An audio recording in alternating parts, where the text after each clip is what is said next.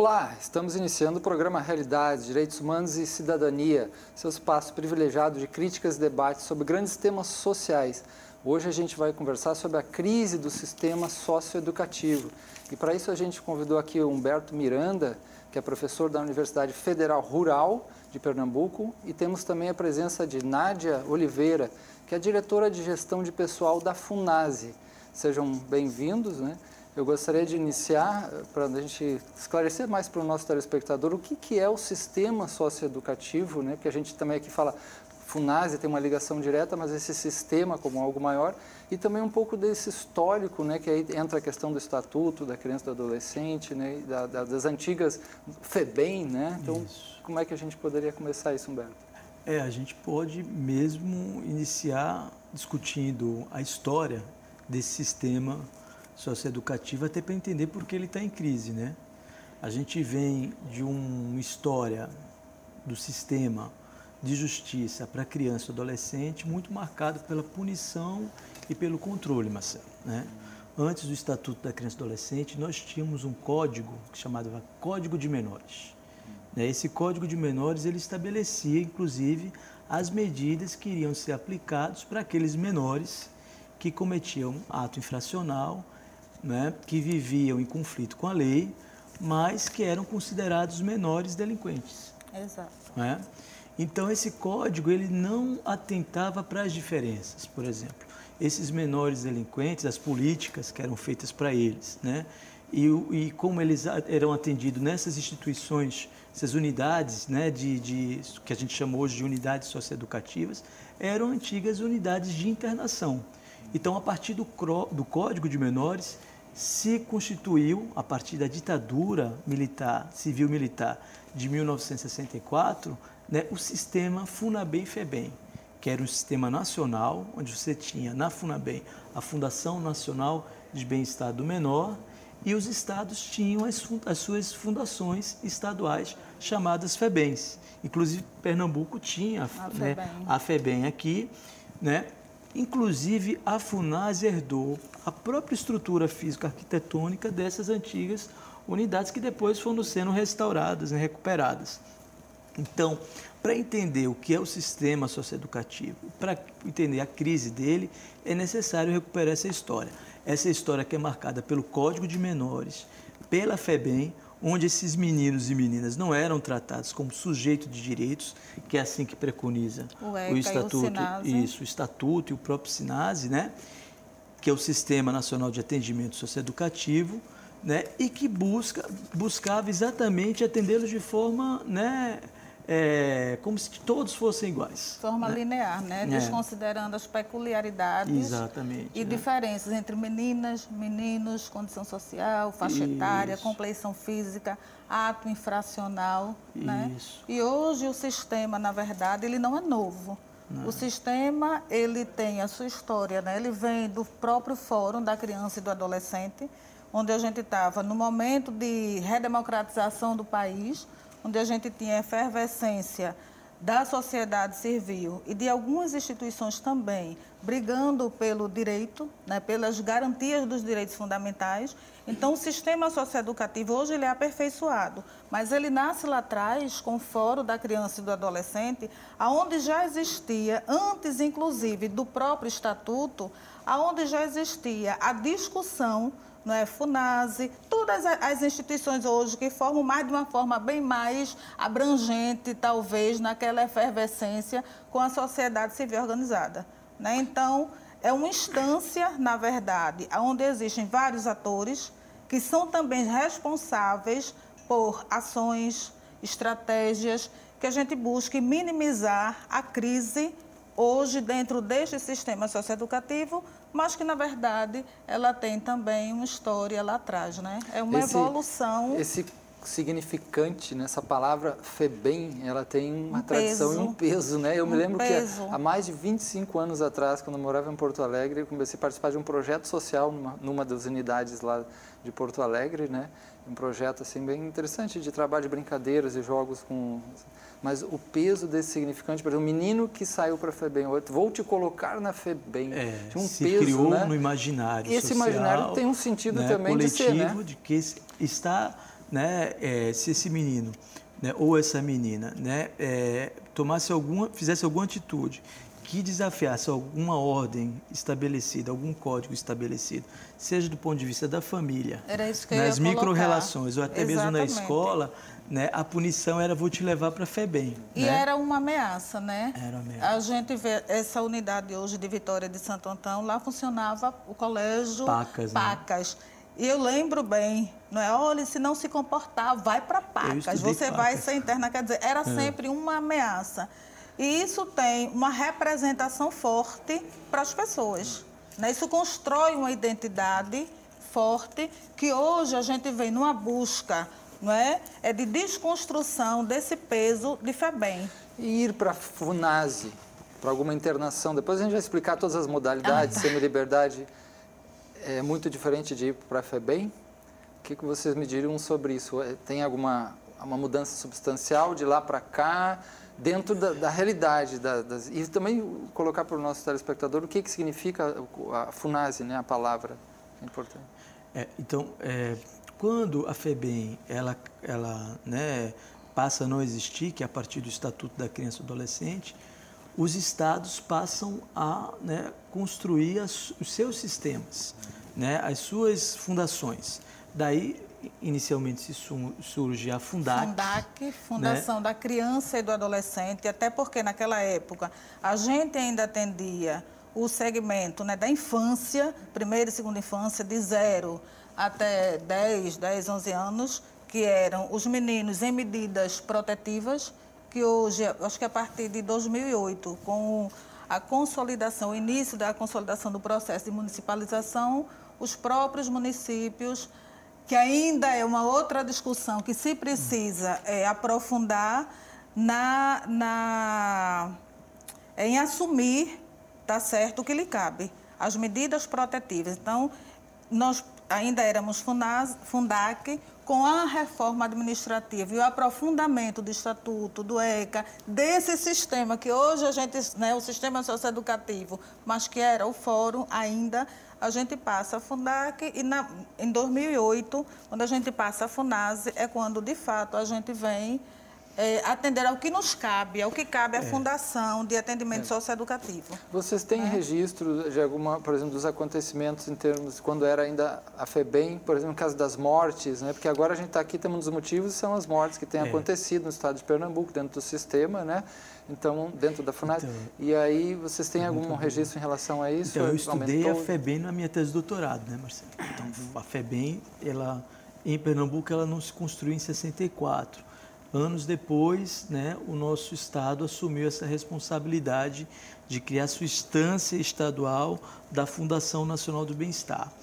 E durante as minhas pesquisas, a gente não encontrou registro, né, seja ele registro produzido pela própria instituição ou como registro da imprensa, por exemplo, de mortes dentro das unidades da FEBEM. A gente não, isso não quer dizer que não tinha, né? É importante a gente lembrar que a gente está falando de um período marcado pela ditadura civil-militar, né? E que essas informações, diferente de hoje, eram bastante controladas, né? Então, sendo a unidade do Estado, de um Estado autoritário, que a gente estava falando, né, que a gente estava pesquisando. Era a marca daquela época. A marca desse período sócio-histórico. Então, você não tinha esse... Agora, é claro, né, que você tem toda uma estrutura, do ponto de vista, né, institucional, marcada pela vigilância e pela punição, né? Onde a pedagogia, por exemplo, era a pedagogia do trabalho. Tem uma questão muito séria, né? Por exemplo, na época da FEBEM você tinha as oficinas, né, de trabalhos manuais levados para esses meninos. Inclusive não tinha unidade feminina. Depois é que foi pensado na unidade feminina, já na década, né, do final da década de 70, início da década de 80. Mas inicialmente era uma instituição para atender meninos, né? De fato, a gente vive uma crise até mais agravante do que nesse tempo da ditadura civil-militar, porque hoje a gente tem uma série, né, de registros, né, de vidas que foram ceifadas dentro das unidades de atendimento socioeducativo. Agora, a grande questão é, né, Na época da FEBEM, você tinha um Estado protetor, um Estado de bem-estar social, onde só o executivo, né, atrelado à justiça de menores, atuavam. Hoje, a partir do Estatuto da Criança e do Adolescente, você tem um sistema de garantia de direitos da criança e do adolescente que muda toda a lógica, né? Hoje, a responsabilidade não é só desse Estado protetor, é também do sistema judiciário, é também da sociedade civil organizada, é também dos conselhos, né? Daí a importância de a gente entender essa crise a partir desse novo sistema, né? E como é que a gente pode enfrentar essa crise, né? E criar esse horizonte de expectativas para que a gente tenha, né, não mais o registro, né, desses conflitos que geram o fim da vida dos nossos adolescentes dentro das unidades socioeducativas. Eu queria só pegar um pouco um gancho nessa questão, né, da FEBEM, enquanto instituição absoluta e total. Né? Isso é importante. Então, tudo tinha, a própria FEBEM, ela se bastava. Então, tudo era resolvido dentro daquele espaço protetor. Quando vindo do Estatuto, com a reflexão, com o avanço das discussões e com a própria redemocratização, a FEBEM, ela se vê incompleta, né? Ela se entende que ela não pode dar conta desse menino que não é dela sozinho, é o menino da sociedade, é o menino da Secretaria de Educação, o menino dos conselhos, é o menino da saúde, é o menino do município, é o menino do Ministério Público, do Poder Judiciário, e aí começa, aí eu volto a falar na questão do Fórum DCA, que é onde começa toda essa compreensão desse novo formato, né, de articulação, trazendo os entes competentes nessa discussão para identificar estratégias, né, eu gosto muito de dizer, de libertação, de possibilidades para esse adolescente. Esses meninos, esses adolescentes que cometeram algum ato infracional, alguns até mais graves, vou reproduzir o que eu ouço aqui na sociedade, que eu tenho que representar isso, né? São bandidos, são maus, não são tortos, nasceram tortos. Ou o que está acontecendo? Piorou? Ou o que está acontecendo? Eu costumo dizer que a crise do sistema socioeducativo, que não é só de Pernambuco, mas é do Brasil, né? Mas já que a gente está aqui, né, no nosso fazendo esse recorte, eu acho que é a crise de uma sociedade que não soube conviver com o Estatuto da Criança e do Adolescente. Exato, correto. Né? A crise de uma sociedade que ainda entende que o caminho é a redução da maioridade penal. Quando a gente tem uma sociedade realmente comprometida com a justiça das infâncias... Com as condições de vida, com as condições de vida, né? Porque não tem como ter Estatuto da Criança e do Adolescente, né, num cenário de desigualdade social. Não tem como ter Estatuto da Criança e do Adolescente no bairro onde falta professor, falta professora, né, onde a merenda é estragada. Onde a gente não tem um mecanismo social nas comunidades que a gente possa evitar, fazer um trabalho preventivo, educacional, não é, que evite a este adolescente um dia chegar na última medida, que é a internação. Sim. Então, o Estatuto veio, mas a sociedade não acompanhou, não se modificou. As estruturas, as instâncias, os instrumentos sociais não acompanharam. Não é à toa que a gente ainda tem ferrenhos adversários na questão do Estatuto, onde é colocado que o Estatuto só dá direito ao adolescente. O Estatuto, ele vem trazer a necessidade do respeito às garantias fundamentais da criança e do adolescente. E que pena a gente vê muito, em todos os lugares, né, a diferença, às vezes, muito radical entre teoria, as normas, né, e a prática, né? E é uma pena...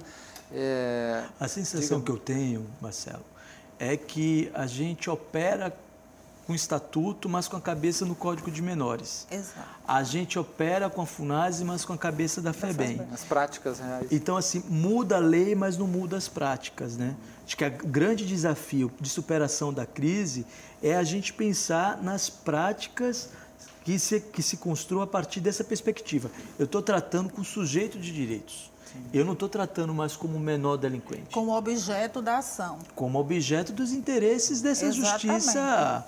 Aí eu falo, né, trazendo inclusive Foucault, de uma justiça que não é justa, né? De um sistema, né, de justiça que leva o menino, por exemplo, para a privação da liberdade porque ele estava lá roubando a laranja para matar a fome. A gente sabe que tem histórias como essa. Sim. Né? E então, a própria política de drogas, que também é uma situação caótica no nosso país, que aumenta, é uma provocação que a gente pode ir para reflexão, né?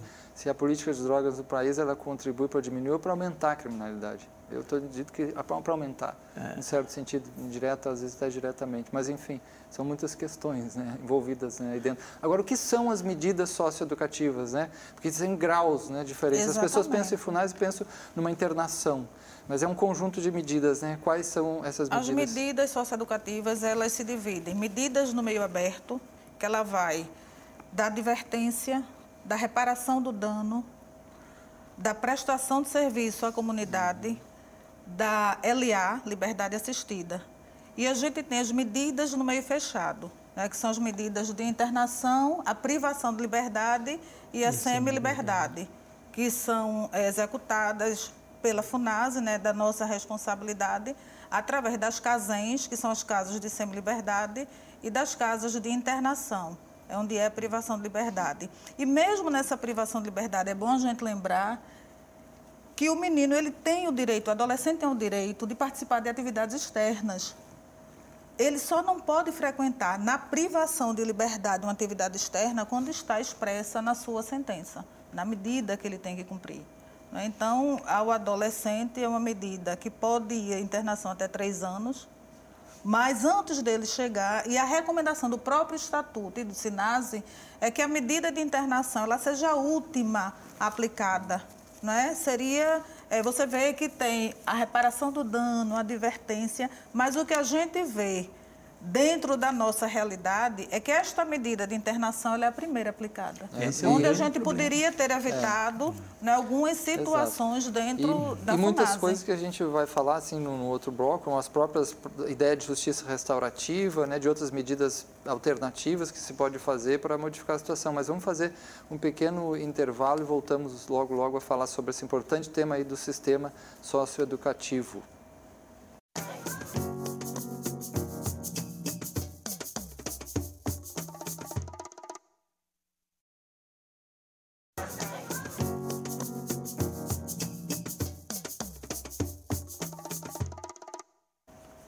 Estamos de volta conversando hoje sobre o delicado tema, né, da crise do sistema socioeducativo no Estado. E temos aqui a presença do Humberto Miranda, que pertence à organização Escola de Conselhos e também é professor da Universidade Federal Rural, e a Nádia Oliveira, que é diretora de gestão de pessoas da FUNASE. A gente falava, né, Humberto trouxe a questão de uma cultura ainda imperante no sistema, né, também na FUNASE, que é uma herança, né, que não conseguiu ser ainda modificada suficientemente, por exemplo, da punição, né, dessa cultura.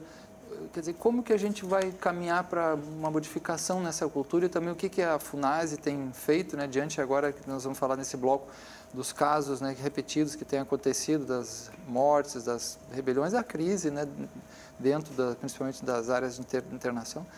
O que a gente pode ir encaminhando em termos de pensar para a modificação dessa cultura? Acho que a primeira questão, né, não só por falar a partir da história, do historiador, daquele que trabalha, mas também como um professor, né, que trabalha com o sistema de garantia de direito, que trabalha com os conselhos tutelares, com os conselhos de direitos, é a questão de superar essa cultura menorista, essa cultura que vem do Código de Menores, né, mas que está dentro da FUNASE, mas que também está fora dela. Né? A cultura do menorista, Marcelo, ela está no sistema de justiça, ela está no sistema de educação, né? Está na assistência social, está na própria universidade. As universidades também são menoristas, como, por exemplo, não adotam nas suas, né, nos seus cursos de formação inicial, né, o próprio Estatuto da Criança e Adolescente. Veja que coisa, né? Como as universidades têm trabalhado esse tema, né, com os profissionais, seja eles da assistência, seja ele das licenciaturas, seja ele, né, do campo do direito. Esse é um desafio que a gente precisa, porque você não vai superar a cultura menorista se você não investir numa outra ideia de formação inicial e continuada, né? Isso dentro da FUNASE e fora dela, né? Essa cultura ela está impregnada nas ações políticas também. né, nas políticas públicas. É necessário superar, ou seja, atuar com a perspectiva do estatuto, acreditando que esses meninos e essas meninas são sujeitos de direitos, não objeto, né, dos interesses da gente. Acho que a grande questão é essa. Quando você supera essa cultura, que é difícil, que não é um problema só de Pernambuco, é um problema do Brasil todo, a gente pode, então, pensar nas unidades, efetivamente, unidades de socioeducação. Porque existe, na época da FEBEM, existia uma prática assim, quem são os agentes socioeducativos? São aqueles homens que têm uma força física expressiva. Isso na época da FEBEM. É claro que hoje você não tem mais esse critério. Por outro lado, né? Humberto, a gente ouve as pessoas, né, que a gente também está dentro dessas discussões, né, as pessoas falarem assim, às vezes dos choques, né, até dos conflitos de orientação dentro das unidades, por exemplo, entre a dimensão da preocupação legítima, obviamente, da segurança, mas também a segurança, muitas vezes, que vai incorporar muito mais a dimensão punitiva, né, e herdar até dimensões de ações mais policialescas, por vezes. Né? A gente tem notícias disso no Brasil e em outros lugares.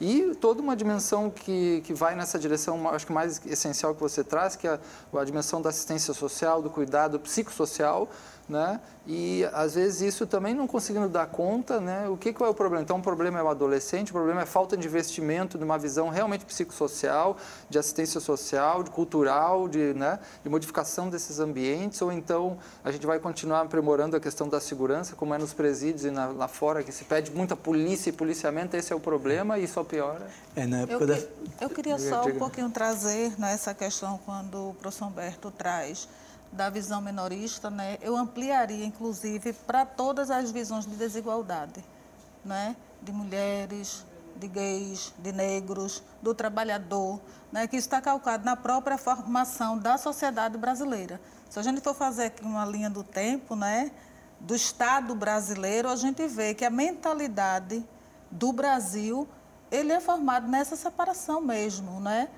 Qual é o lugar que essas camadas ocupam na sociedade?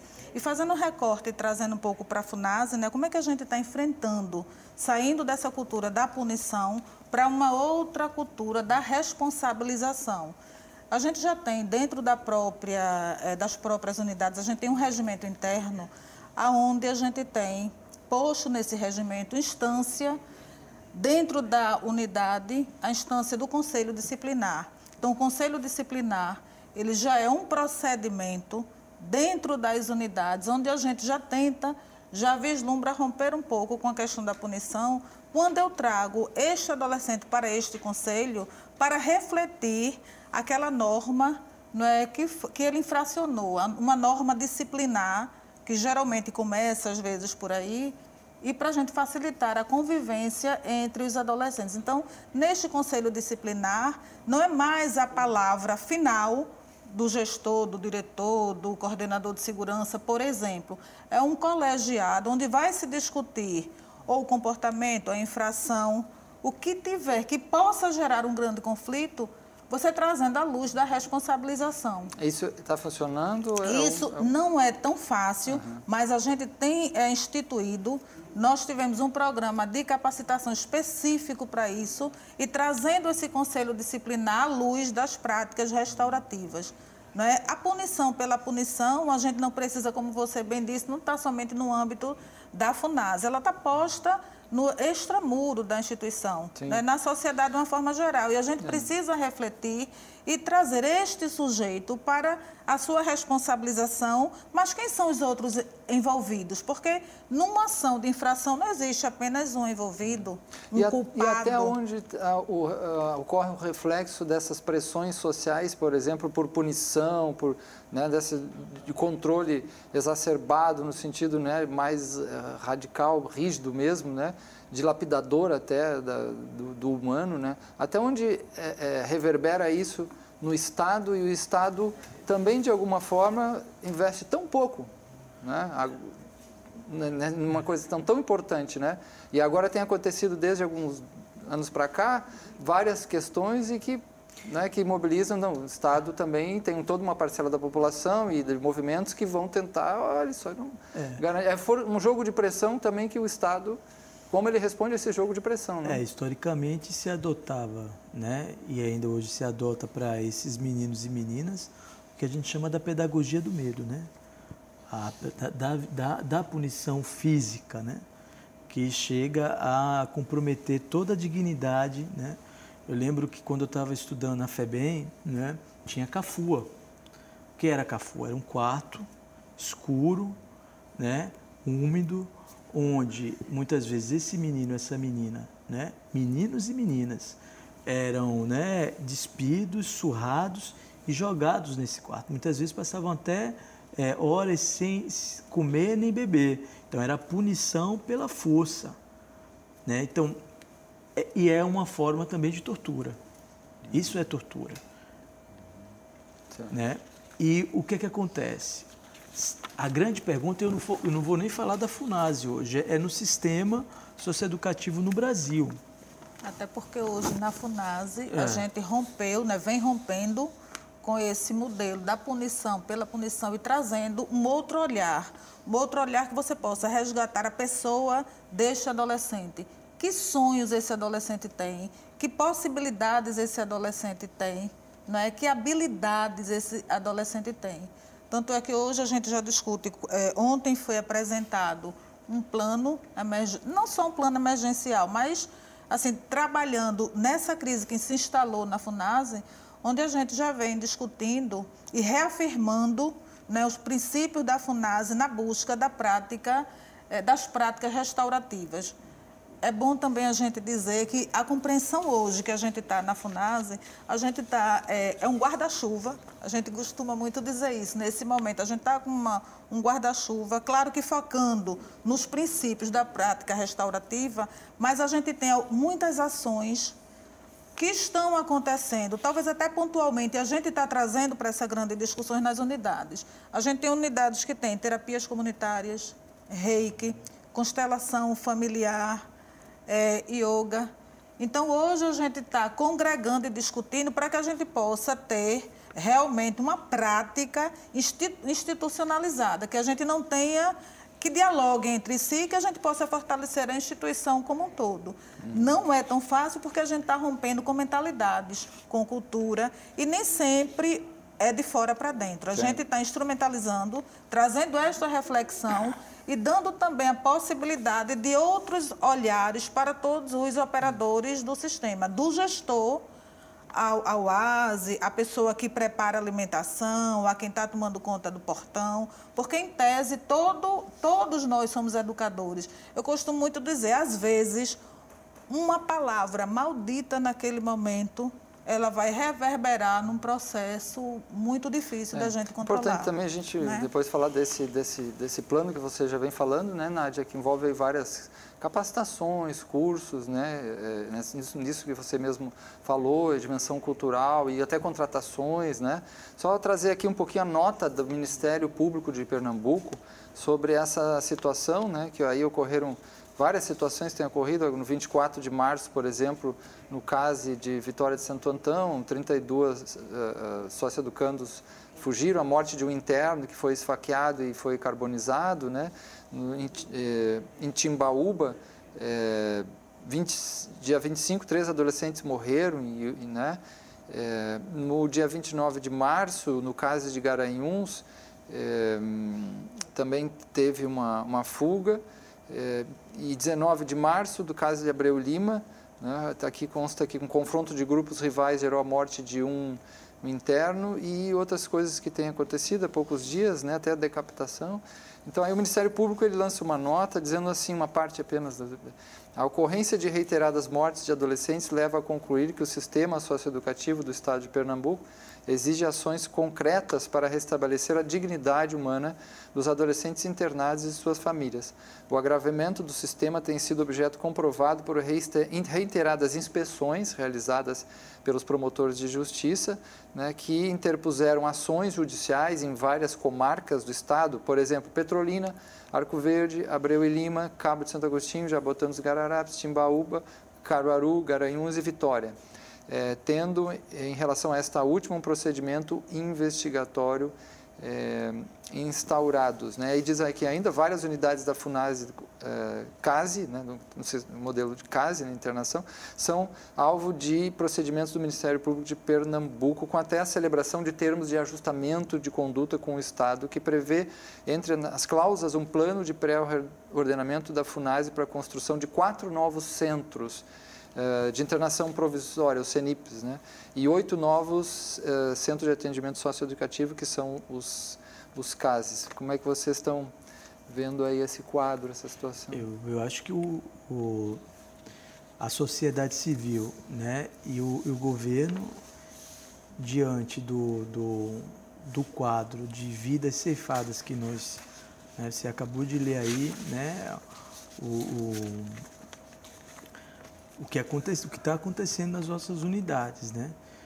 Um Estado democrático de direito, um Estado que tem, né, o Estatuto e o SINASE como referência, não pode silenciar, não pode ficar, né, parado diante, né, passivamente, diante desse quadro, né? E quando a gente tem um número expressivo, né, de vidas que estão se perdendo, a responsabilidade de hoje não é só da FUNASE. Daí a importância do Conselho Estadual, o SEDCA, estar junto, né, o governo e a sociedade civil, assim como o Fórum DCA de Pernambuco, né, a Nádia até trouxe, né, que é um fórum que historicamente vem lutando desde o Movimento Nacional de Meninos e Meninas de Rua, né, e eu acho que isso é um dever, né, não só desses órgãos, dessas entidades que estão ligados ao sistema de garantia de direitos. As universidades devem se comprometer, né? O grupo, né, o empresariado deve se comprometer, né? Os outros setores da sociedade devem se comprometer, porque que sociedade a gente quer para os nossos adolescentes? Porque a crise que tem na FUNASE, a gente precisa entender que é uma crise que tem na nossa sociedade. A violência que está sendo vivida na FUNASE é a violência que todo pernambucano e pernambucana vive no seu cotidiano. Ela é reproduzida, essas relações, elas são reproduzidas na FUNASE, né? E ganha uma visibilidade porque o menino está sob a responsabilidade do Estado, onde a gente tem os marcos legais, o Estatuto e o SINASE, e a gente realmente não pode conviver com uma passividade diante dessa situação. E você falava, o que é que a gente está fazendo, né? Que enfrentamento a gente está buscando?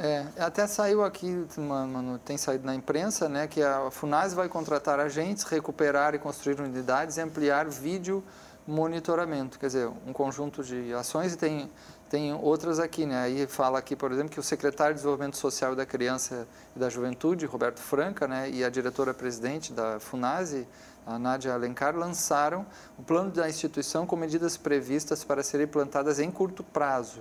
O objetivo é desenvolver ações voltadas para a prevenção de conflitos nas diversas unidades de socioatendimento, fortalecer diálogo com outras instituições envolvidas no processo de atendimento socioeducativo e viabilizar melhorias e adequações à infraestrutura dos prédios. Aí fala também do quesito segurança, né, e contratação de agentes, né?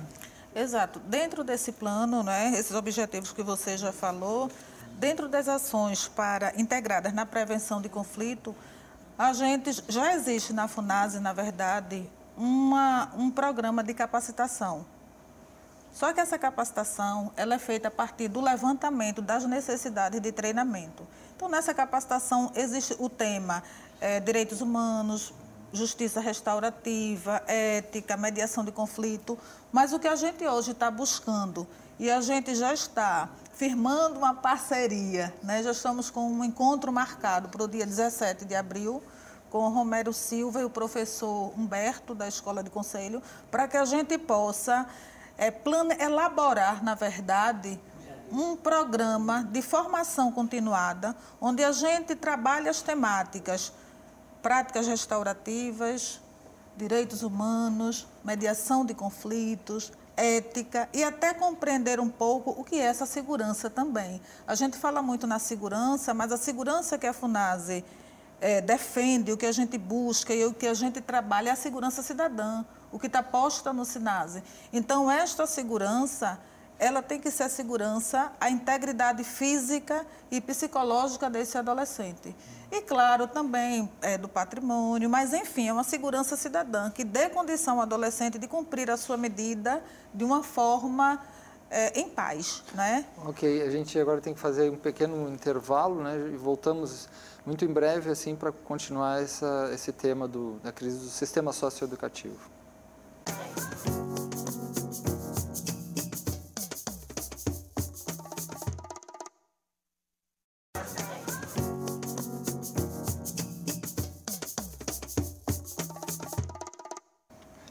Nós estamos de volta conversando hoje sobre o tema do sistema socioeducativo, a crise, né, a questão da FUNASE, entrando aí a questão do Estatuto da Criança e do Adolescente, o Sistema Nacional, né, de Socioeducativo, SINASE. Mas antes de continuar, passar a palavra aqui para os nossos convidados, né, para falar até do novo plano de ação da FUNASE nesse aspecto, a gente escolheu aqui um pedacinho de um filme muito significativo que apareceu em 1981, do diretor Hector Babenco, e que fez história, né, sobre isso e até influenciou até algumas ações nesse sentido do socioeducativo. É o filme Pichote. Vamos lá dar uma olhadinha num pedacinho. Em São Paulo, a violência nas ruas cresce dia a dia. Na madrugada de ontem foi encontrado morto o menor LCP que estava desaparecido há 2 semanas. A nossa reportagem, o diretor do Instituto explicou o seguinte. As brigas são constantes entre os internos, dada a origem social dos mesmos. Quanto ao fato específico do menor que foi encontrado morto, já veio ao meu conhecimento de que o mesmo foi barbaramente espancado por um dos colegas de sua turma. Mas o agressor já foi identificado. O menino espancador, AC, 17 anos, tem lamentável folha corrida. Assaltos à mão armada, agressões e um latrocínio. Um caso típico do menor delinquente. Eu não sei não, viu, moça? Eu não sei não. Eu estive lá e ele não estava lá. Daí eles me disseram que ele tinha fugido. Daí depois foi quando eu fui visitar, eles me disseram que ele estava lá na enfermaria. Daí um menino me falou que era mentira e que a polícia que tinha levado ele. Eu não sei não, viu, moça? Eu quero meu filho. Bom, eu acho que tem muito mistério em volta desse instituto. A mãe do menino esteve lá e viu. E eu também vi o menino lá na enfermaria todo quebrado. Ele não podia andar nem 1 metro. Como é que ele ia poder fugir? Chega por hoje. Acabando o jantar, todo mundo ir dormir. Filha da puta! Tá vindo ver minha caveira? Isso não vai ficar assim não, hein? Viado, escroto! Tô pensando que vão acabar comigo? Vocês se enganam, entendeu? Se enganam! É uma cena forte, né? E que, de alguma forma, fala de algo que também acontece, né? É uma situação bastante... De 81, esse filme, né? E antes de passar a palavra para a Nádia falar novamente da questão do plano de ação, vamos conversar um pouquinho sobre esse filme, porque ele foi muito marcante, né, Humberto? O filme ele surge, né, de um livro chamado Infância dos Mortos, de José Luzeiro, né, um jornalista que se envolveu com a questão dos direitos desses meninos e meninas, né, a partir de um caso que aconteceu em São Paulo chamado Caso Camanducaia. Né?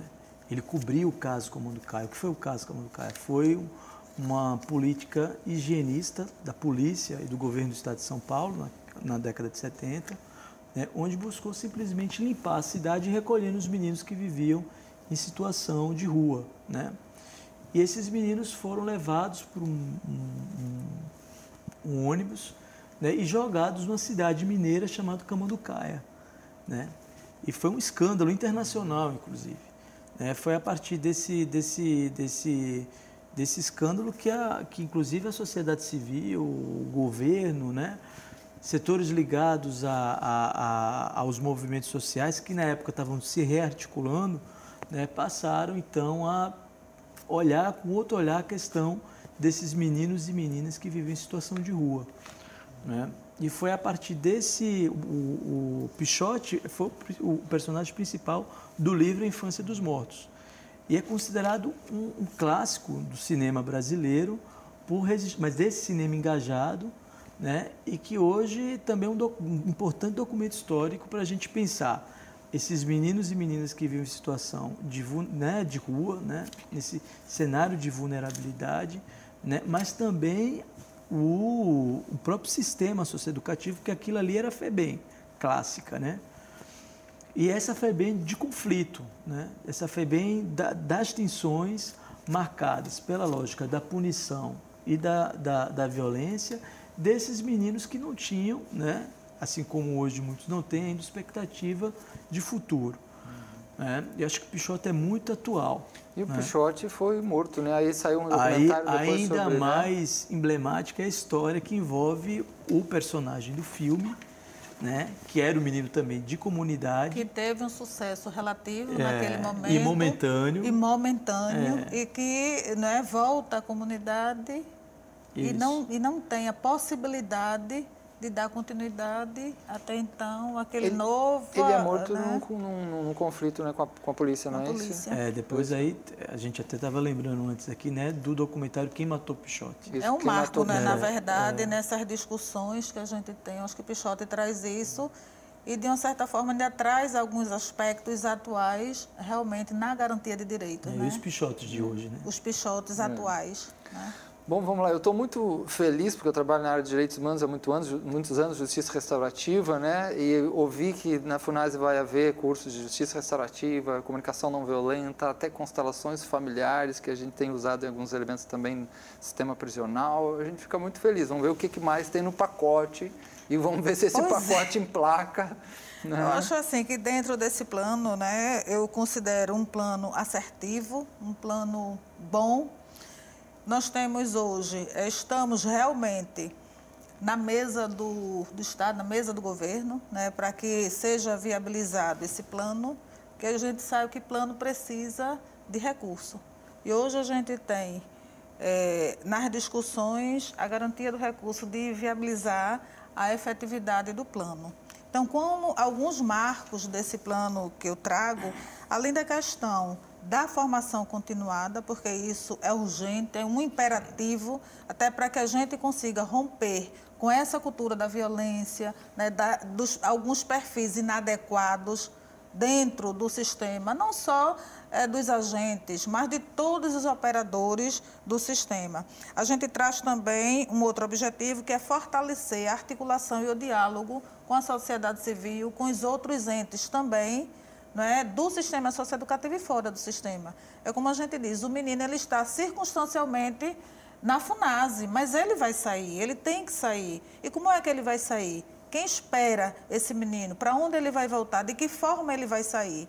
E a gente precisa restabelecer esse diálogo, mas na perspectiva de encontrar estratégias e parcerias efetivas para que a política de atendimento, não é, executada pela FUNASE seja exitosa, já que se reconhece que o menino não é só da FUNASE.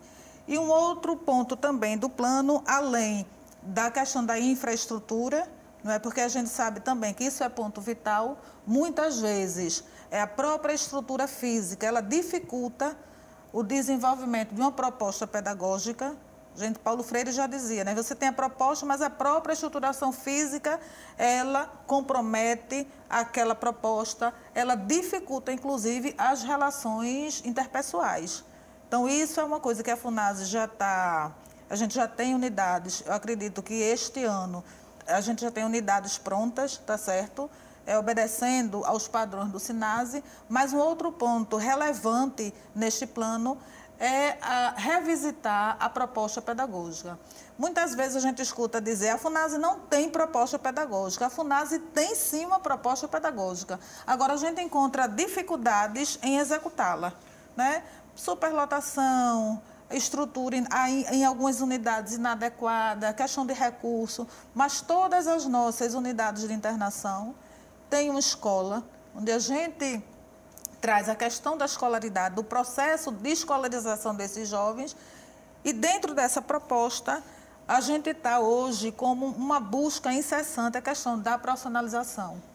Não dá para a gente também pensar num atendimento socioeducativo onde a gente não pense hoje a questão da profissionalização. Então, nós somos seres produtivos e a gente precisa também possibilitar a esse adolescente. Mas aí a gente encontra muitas dificuldades. Os meninos têm uma baixa escolaridade, né, e os programas hoje, postos pelas grandes empresas, pelo próprio Sistema S, exigem uma escolaridade, né, X, que acompanha, e os meninos da gente, e a grande maioria estão no fundamental. Tá certo? Mas eu acho que é um grande feito esse plano. Nós já estamos em processo de contatos com empresa para assumir essa questão da profissionalização. A gente precisa de trazer isso para a instituição. E também o processo de seleção de agentes, né, que é outra coisa interessante. A gente tem hoje um déficit de agente muito grande. Estamos aí com uma seleção, acredito, estamos em fase final de editar o processo de licitação. E eu acredito que isso venha incrementar, na verdade, os aspectos principais da FUNASE, que é o atendimento. Em 2014, Humberto e Nádia, né, o espaço que eu coordeno na Universidade Federal, o Espaço de Diálogo e Reparação, né, provocou a criação, junto com o juiz Hélio Braz, da Vara da Infância, da Rede Restaurativa, de Justiça Restaurativa do Estado de Pernambuco. E aí a gente começou um processo e entramos em vários lugares, né? Por exemplo, hoje tem trabalho que a gente faz no presídio, né, no próprio judiciário, e a FUNASE chegando agora também com essas questões. E a gente foi uma vez no CASE de Caruaru. E é um prédio, assim, um espaço imenso. A gente viu aquela área central e começamos a sonhar ali com algo de agroecologia, com espaço para grafitagem, porque era muito, muito muro, né? E começamos a sonhar, assim. Eu digo, será que um pouco desses sonhos, a gente não pode fazer um ambiente, você falou estrutura, um ambiente diferente, aproveitar esses espaços para interação cultural, né? Não, cultural, e de uso de trabalho, de plantios e coisas, né? Poderia ser uma das também? Eu acho que hoje é fundamental que a gente sonhe mesmo, né? Sonhe numa outra FUNASE, né? Sonhe com uma outra proposta, né? Para que eles, né, efetivamente tenham esse direito de viver o que a lei manda, né? Porque a grande questão é essa, né? Se a gente cumprir, chegar nesse menino, o Estatuto da Criança e do Adolescente, chegar nesse menino, a Lei de Diretrizes e Bases da Educação, quando a Nádia estava falando aqui da questão da profissionalização, o sentido da educação para a nossa legislação é o mundo do trabalho e a cidadania. Então, você não pode pensar uma proposta pedagógica para os meninos e para as meninas que estão na FUNASE distante dessa proposta. Porque o filho, né, do empresário ou daquele trabalhador que está fora da FUNASE, que está até na escola pública, pode ter o direito de ter uma educação baseada no princípio da cidadania e do mundo do trabalho. Por que os meninos da FUNASE não podem?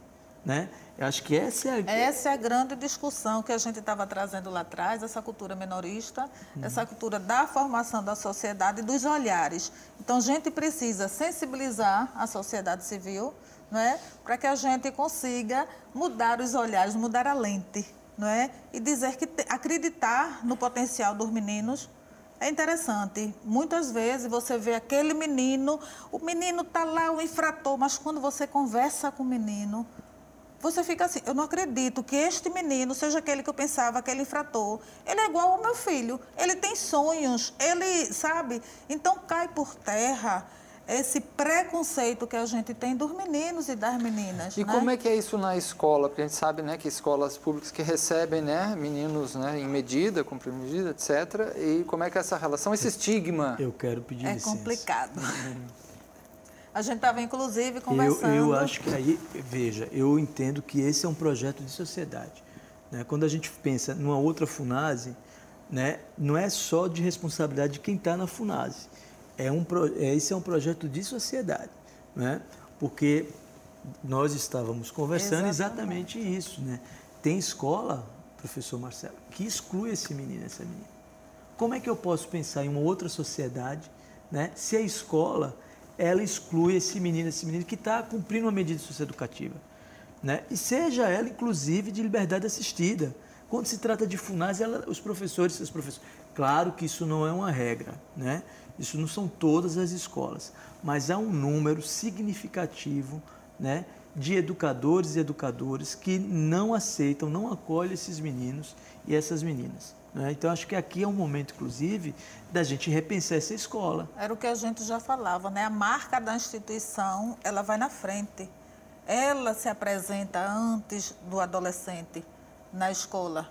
Né? Então, a gente tem essa dificuldade nesta compreensão, até porque no imaginário o menino vai dar trabalho, o menino vai comprometer, a escola vai ser complicada, não é? É uma mancha para a escola, mas a gente precisa levar esse diálogo e essa reflexão, até porque a escola está na comunidade, né?